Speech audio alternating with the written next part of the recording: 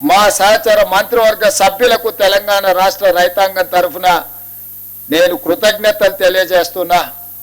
ప్రజాప్రతినిధిగా ఒక జిల్లా పరిషత్ మెంబర్గా ప్రస్థానం మొదలుపెట్టిన నేను జిల్లా పరిషత్ చూసిన, శాసన మండలి ఎమ్మెల్సీగా పనిచేసిన, శాసన సభ్యుడిగా అసెంబ్లీలో పనిచేసిన, పార్లమెంట్ సభ్యుడిగా లోక్సభలో రాహుల్ గాంధీ గారు, సోనియా గాంధీ గారితో కలిసి పనిచేసిన ఈ 16 సంవత్సరాల సుదీర్ఘమైన రాజకీయ ప్రయాణంలో నా జీవితంలో మరుపురాని రోజు ఈ రోజు మీ సమక్షంలో ఉండి లక్షలాది మంది రైతులకు 2 లక్షల రూపాయల రుణమాఫీ చేసే భాగ్యము, గొప్ప అవకాశము నాకు కలిగింది.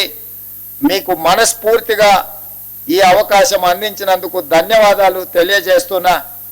ఇవాళ ఇందులో 12/12/2018 అంటే చంద్రశేఖరరావు గారు ఏ రోజైతే కట్ ఆఫ్ డేట్ పెట్టి 11/12/2018కి లాస్ట్ రుణమాఫీ చేస్తా అని చెప్పిండో ఆ తెల్లారి నుంచే ఏ ఒక్క రోజు కూడా వృధా చేయకుండా 12/12/2018 నుంచి మొదలు పెడితే 9/12/2023 సంపూర్ణంగా 5 సంవత్సరాలు కేసీఆర్ పరిపాలించిన సమయంలో రైతులు చేసిన అప్పును 2 లక్షల రూపాయల వరకు ఉన్న అప్పును మొత్తాన్ని చెల్లించాలి అని ఈరోజు మా ప్రభుత్వం నిర్ణయం తీసుకొని డిసెంబర్ 9, 2023 కట్ ఆఫ్ డేట్ పెట్టుకున్నాము.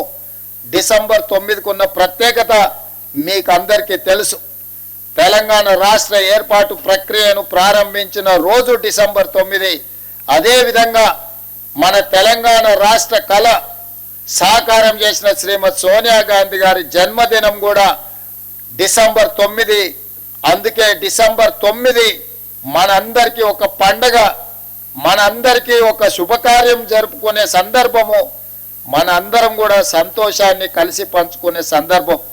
అందుకే 3 తారీఖు నాడు ఫలితాలు వచ్చిన డిసెంబర్ 7 తారీఖు నాడు మేము అధికారికంగా ప్రమాణ స్వీకారం చేసిన డిసెంబర్ 9నే మనము కొలబద్దగా పెట్టుకొని రైతు రుణమాఫీ ఆ తారీఖు వరకు చెయ్యాలన్న ఆలోచనతోటి ఈరోజు ఈ ప్రభుత్వం ముందుకు వచ్చింది.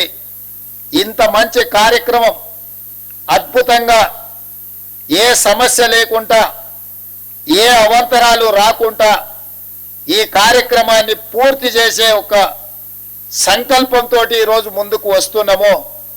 ఇది మొదటి విడత మాత్రమే.